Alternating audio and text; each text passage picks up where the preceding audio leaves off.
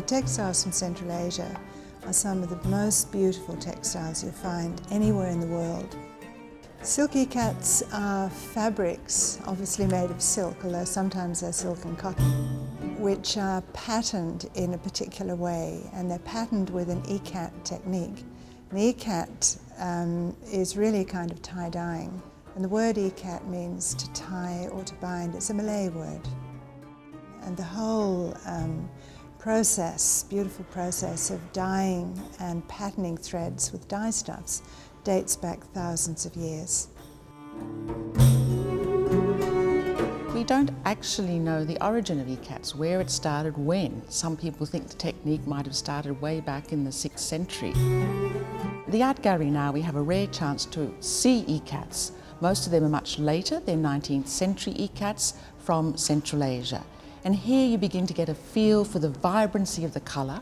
And we must remember ikats from Central Asia, of course, were seen against the backdrop of desert. So hence the colours were even bolder and stronger.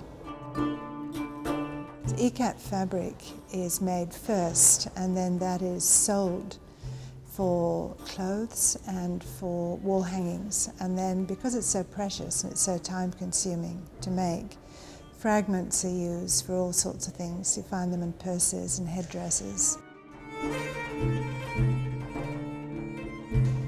Ikat clothes are worn by both men and women. They're worn to impress, to dazzle, and because they love bright colours.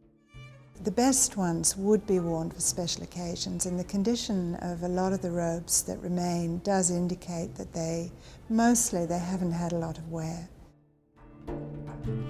Islam came into Central Asia about the 8th century. Certainly in regard to pre-Islamic culture, you might see some motifs such as antler horns, some ram's horns. People detect those sorts of motifs as perhaps relating to an animism cult that predated Islam.